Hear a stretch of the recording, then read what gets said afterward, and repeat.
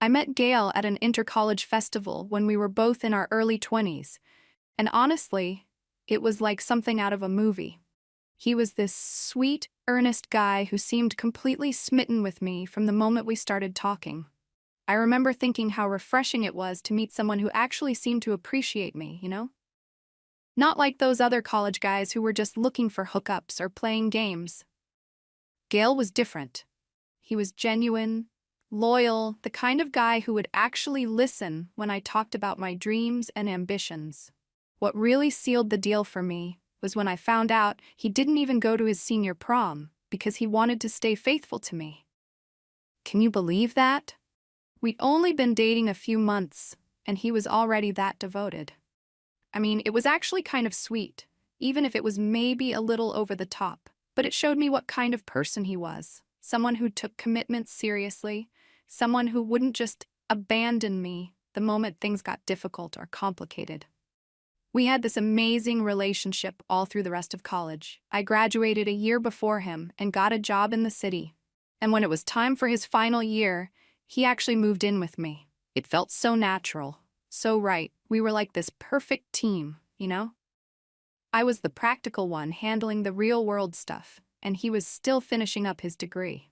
We'd talk for hours about our future plans, about grad school, about all the amazing things we were going to do together. That's when we started discussing graduate programs, and unfortunately, we ended up getting accepted to schools in different cities.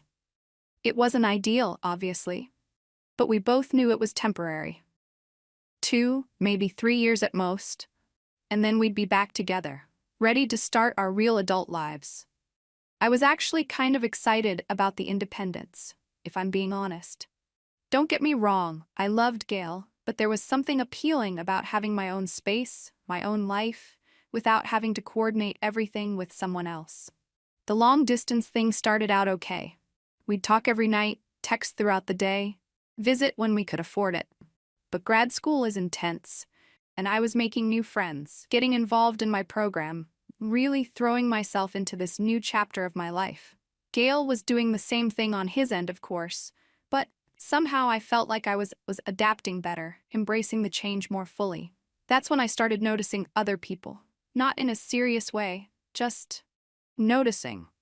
There were guys in my program who were smart, interesting, who shared my academic interests in ways that Gail, sweet as he was, never really could. And they noticed me too. I'd catch them looking at me during seminars, find excuses to chat after class, get invited to study groups and parties, and all these social events that were part of the grad school experience. The loneliness started creeping in around month 6. Gail and I were both so busy with our programs, and the phone calls started feeling more like obligations than genuine connection. He'd tell me about his day, I'd tell him about mine, and it all felt so routine. Meanwhile, I was surrounded by all these vibrant intellectual people who were living the same experience I was, who understood the pressures and excitement of graduate work in ways that Gail, stuck in his own program hundreds of miles away, just couldn't. I remember the first time something happened. There was this guy in my cohort, really brilliant, who'd been flirting with me for weeks. We ended up at the same party, had a few drinks, and things just progressed. Afterward, I felt terrible, obviously. But then I started thinking about it more rationally. Gail and I weren't engaged. We'd never even talked about marriage, not seriously. We were both young, in this incredible growth period of our lives, and expecting someone to just sit around being celibate and isolated for 2 whole years seemed kind of unreasonable when you really thought about it. Besides, it's not like I was looking for a relationship with this guy. It was just physical, just a release of tension and loneliness that had been building up for months. What Gail didn't know wouldn't hurt him, and it's not like it changed how I felt about our future together. If anything, getting that need met made me a better girlfriend when we did talk, more patient and understanding instead of resentful and frustrated. The thing is, once you cross that line once, it becomes easier to rationalize crossing it again. There was another guy a few months later, someone I met at a conference who was charming and attentive and made me feel appreciated in ways I'd forgotten I could feel. Then, there was a friends with benefits situation with someone in my research group that lasted for several months. Nothing serious, nothing that threatened my real relationship with Gail, just companionship. Physical and emotional needs being met during a really challenging time in my life. Look, I'm not proud of it, but cheating is pretty common in long-distance relationships. Everyone knows that. The statistics are actually pretty depressing if you look them up. And, honestly, maybe Gail was doing the same thing on his end and just never told me. It's not like we were checking up on each other constantly or anything. We were both adults living separate lives, and sometimes adult needs take precedence over idealistic romantic notions. Over the course of those 2 years, there were probably 8 or 10 different guys total. Some were one-time things, some were more ongoing arrangements. I was always careful, always discreet, and I never let it interfere with my academic work or my relationship with Gail. When we talked on the phone, I was the same loving, supportive girlfriend I'd always been. When we visited each other, which wasn't often given our schedules and finances, everything was perfectly normal between us. By the time we were both finishing our programs, I was actually really excited to move back in together and start the next phase of our relationship. Those 2 years had been good for me. I'd grown as a person, figured out who I was independently, had experiences that made me more confident and self-assured, and I'd gotten all that restlessness and curiosity out of my system. I was ready to commit to Gail fully, to build the life we'd always talked about. When we reunited after grad school, it was like no time had passed at all. We fell right back into our old rhythm, found a place together, started building our adult life. Gail was just as sweet and devoted as ever, and I found myself really appreciating that stability after 2 years of uncertainty and casual arrangements. He proposed about 6 months after we moved back in together, and I said yes without hesitation. This was what I wanted. This solid, reliable love with someone who would never hurt me or leave me or make me question where I stood. Our wedding was beautiful, exactly what I'd always dreamed of.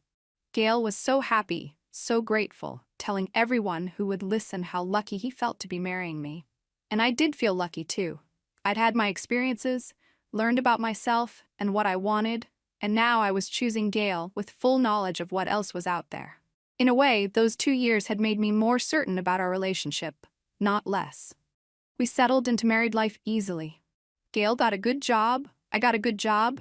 We bought a house in a nice neighborhood with good schools because we both wanted kids eventually. When Parker was born 2 years later, I felt like our family was finally complete. Well, almost complete. Julia came along 3 years after that, and then we really were living the dream. 2 beautiful, smart kids, a comfortable home, stable careers, and a husband who still looked at me like I hung the moon after all those years together. I was a good mother, a good wife. I threw myself into family life with the same dedication I'd brought to everything else. PTA meetings, soccer practices, family vacations, holiday traditions. I created this warm, loving environment for my children that I was genuinely proud of. Gail was a wonderful father, patient and involved, and we made a great team when it came to parenting decisions and managing the household. 18 years of marriage went by in what felt like a blur. The kids grew up, became these interesting, independent people with their own personalities and opinions. Parker was 15 and starting to think about colleges. Julia was 12 and just hitting that preteen phase where everything was either amazing or terrible with no middle ground. We had our routines, our traditions, our comfortable life that felt solid and permanent. That's why I was so reluctant when Gail started talking about attending our grad school alumni reunion. It had been 20 years since we graduated, and honestly, I just didn't see the point. We had our life here, our responsibilities, and I wasn't particularly interested in reliving old memories or catching up with people I hadn't thought about in decades.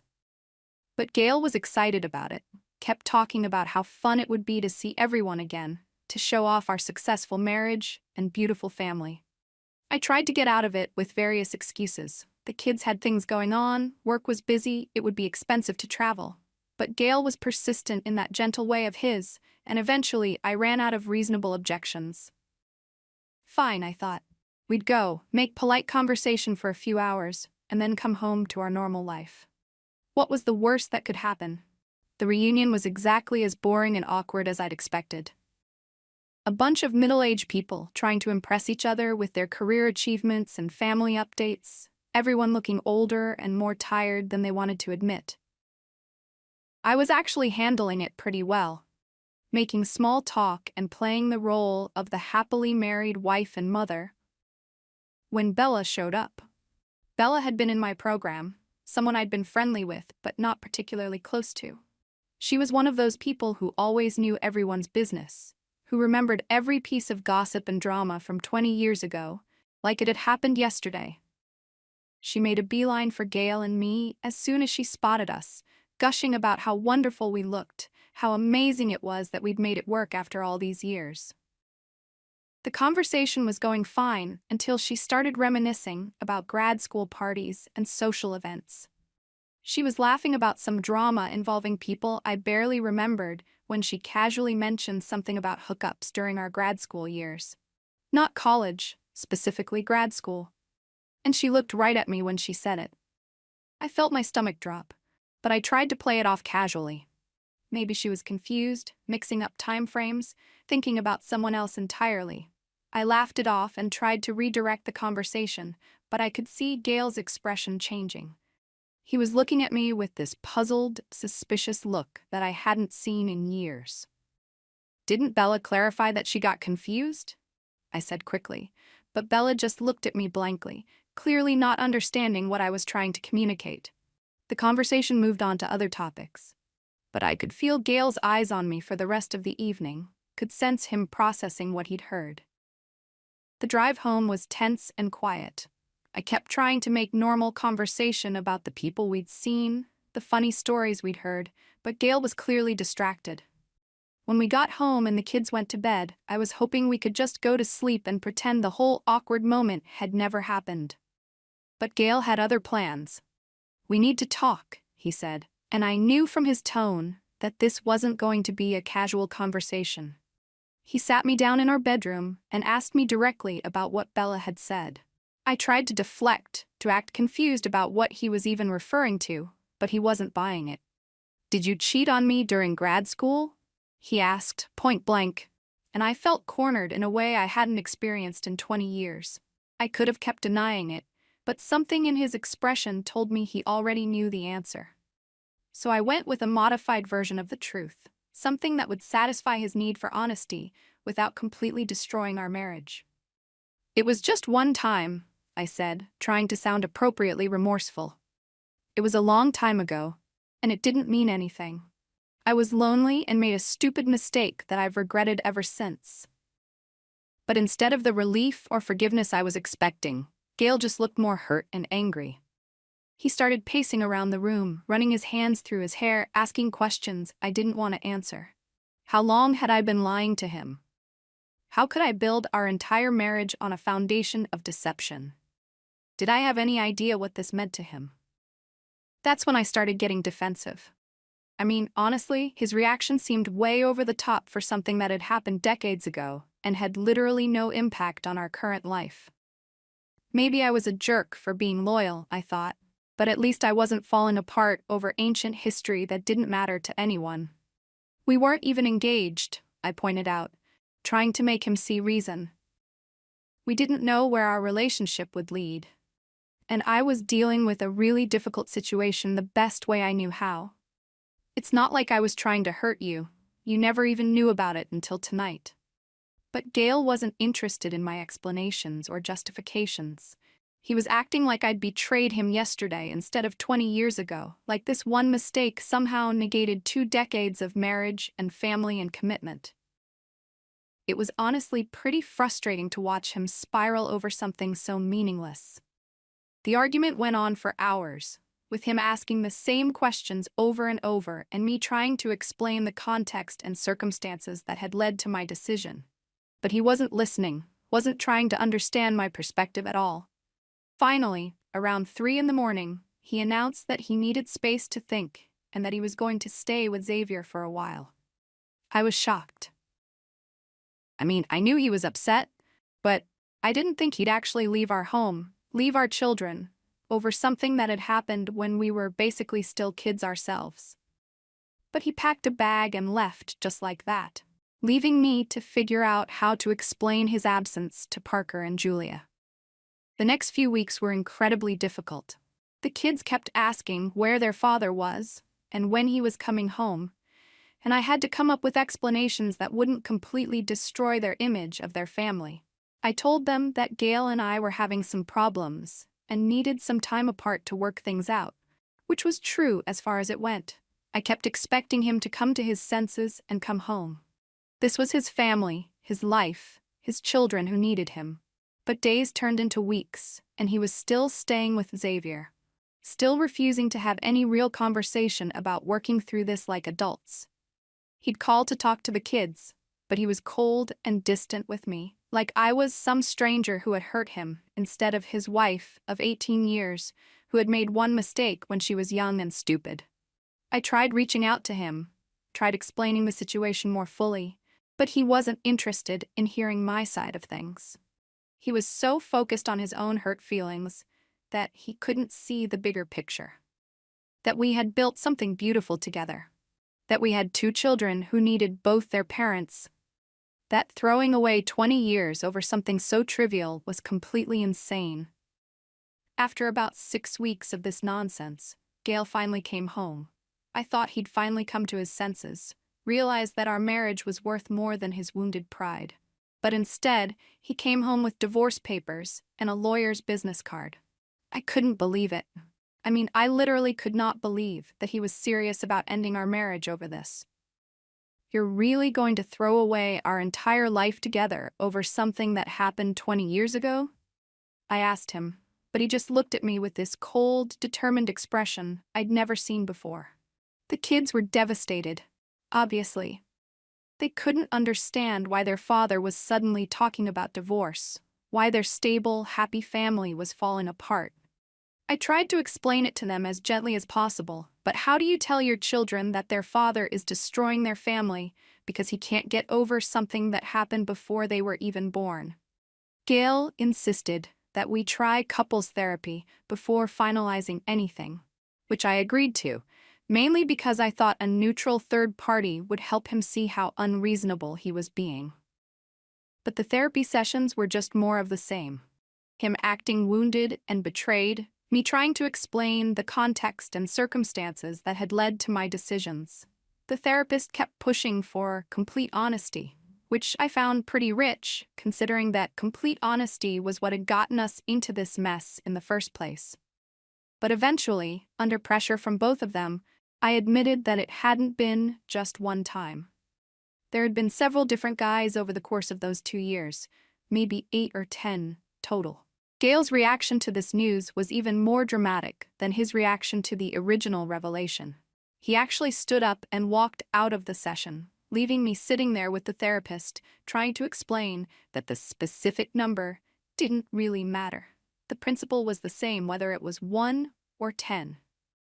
How does it matter? You're divorcing me anyways, is whether it's 1 or 10. I asked when he finally came back. But apparently, that was the wrong thing to say, because he just got even more upset. The therapy sessions became a complete waste of time after that. Gail was completely closed off to any real communication or problem solving, and I was getting tired of being treated like some kind of monster for having normal human needs during a difficult period of my life. We stopped going after about a month, and the divorce proceedings moved forward. The worst part was watching how this affected the children.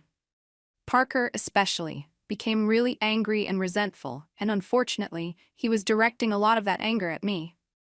I tried to explain to him that sometimes adult relationships are complicated, that his father and I had both made mistakes over the years, but he wasn't interested in hearing a balanced perspective.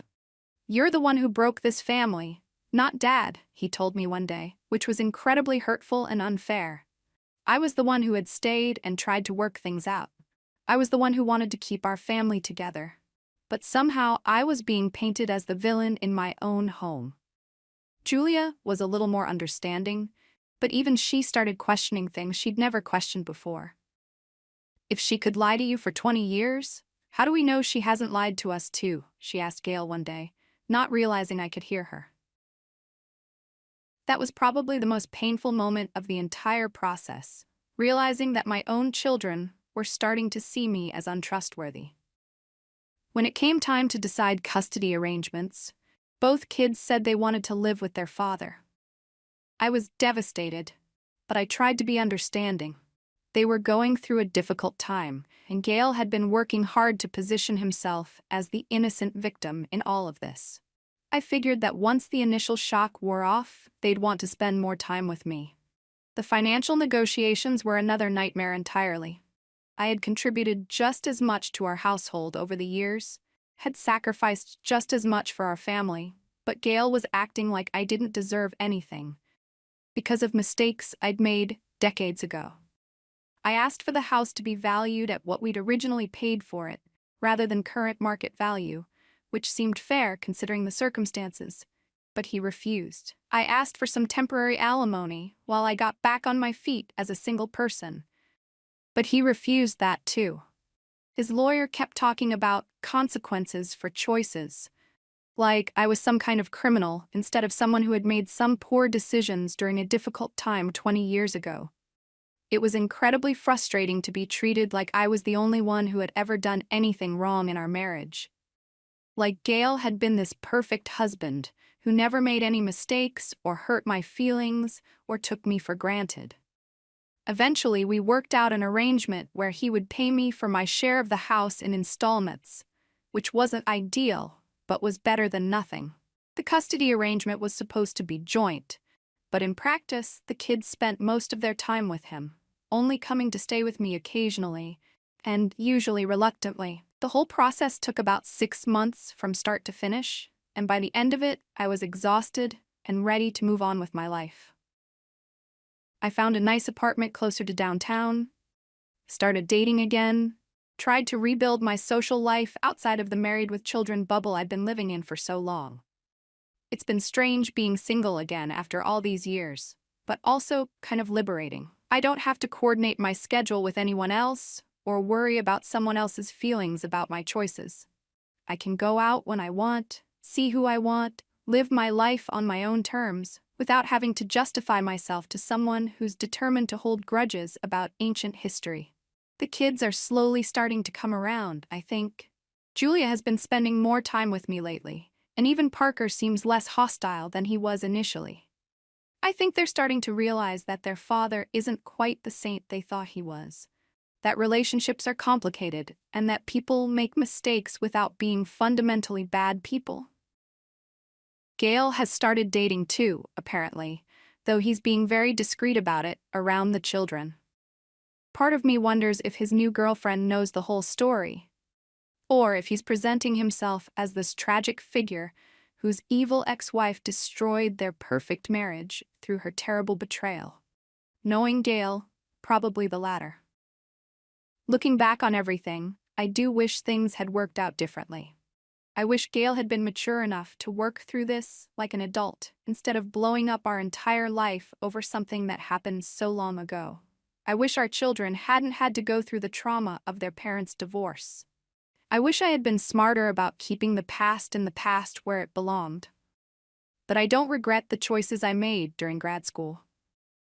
I was young, I was lonely, I was trying to figure out who I was and what I wanted from life.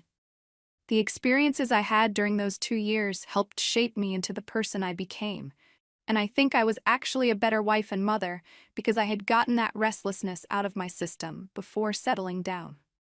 What I regret is trusting someone with information they couldn't handle maturely.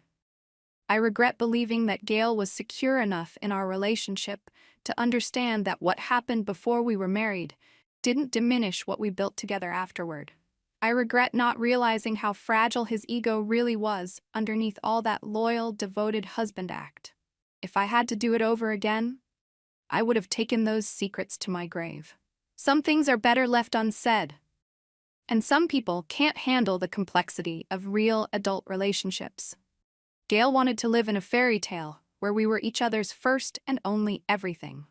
And maybe I should have let him keep believing that instead of expecting him to deal with reality like a grown-up. Now we're both starting over in our 40s. Our children are dealing with the aftermath of a broken home. And for what? because he couldn't accept that I had a life and needs and experiences before our marriage that didn't revolve around him, because he couldn't understand that love isn't diminished by other people exist. I'm doing fine now. Better than fine, actually.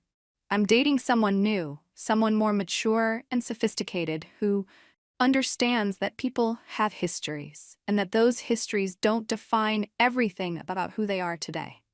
Someone who appreciates me for who I am now instead of judging me for choices I made when I was barely an adult. Maybe this is all for the best. Maybe Gail and I had just grown too far apart over the years, become too different in our values and perspectives to make it work long-term anyway. Maybe those 2 years in grad school weren't the real problem. Maybe the real problem was that we were never as compatible as we thought we were. And it just took this crisis to make that clear. All I know is that I'm not going to spend the rest of my life apologizing for being human, for having needs and desires and making imperfect choices during imperfect circumstances. I'm not going to let someone else's inability to handle complexity define my worth as a person or my right to happiness and companionship. Life is messy and complicated, and people who can't accept that are probably better off with someone else anyway.